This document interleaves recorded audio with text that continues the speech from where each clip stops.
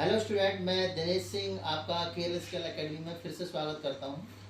आज का जो हमारा टॉपिक है वो है रेफरेंस साइकिल की। रेफरेंस साइकिल जो एयर कंडीशनर सिस्टम में किस तरीके से काम करती है, तो आज हम उसको समझेंगे। यहाँ पर आप देखोगे ये कंप्रेसर है, ये कंडेंसर कॉइल है, ये फिल्टर है, ये कैपिलरी है, ये इवापोरेटर कॉइल है, ये फैन मोटर है, ये फैन लगा हुआ है और ये ब्लोअर है।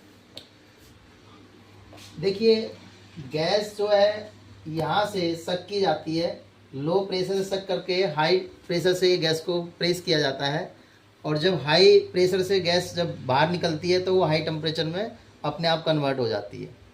इसका जो टेम्परेचर होता है 80 से 90 डिग्री के आसपास होता है डिस्चार्ज प्रेशर।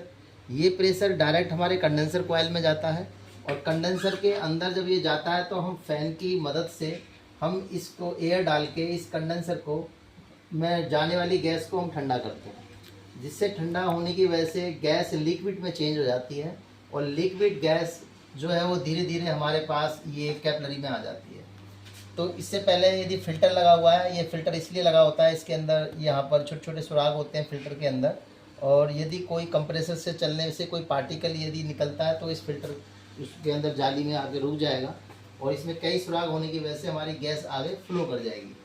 उसके बाद ये कैपिलरी आती है। कैपिलरी हमारी प्रेशर को डाउन करती है, लेकिन हमारा जो गैस है वो लिक्विड में ही रहती है, और लिक्विड फ्लो होकर हमारे इस इवापोरेटर कॉइल में आ जाती है। इवापोरेटर कॉइल में आने से ये लो प्रेशर में होती है, और लो प्रेशर की वजह से ये लो टेम्परेचर में कन्वर्ट हो जाती है। यहाँ पर जो टेम्परेचर है 5 से 7 डिग्री के आसपास ये हमारा इसका टेम्परेचर होता है।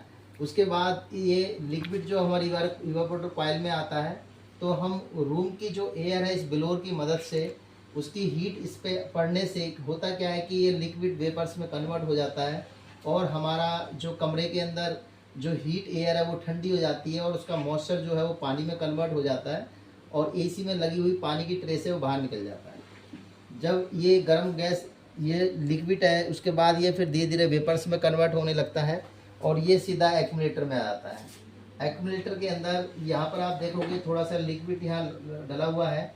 ये इसलिए होता है कि यदि एक्यूमुलेटर के अंदर जब लिक्विड यदि यहाँ पर आ जाएगा तो कंप्रेसर की हीट की वजह से ये लिक्विड भी वेपर्स में कन्वर्ट हो जाएगा, और ये इसके अंदर चला जाएगा, और ये कंप्रेस के अंदर इसके द्वारा कंप्रेस हो जाएगा। तो ये प्रेशर लो प्रेशर होता है, और ये हमारा हाई प्रेशर होता है।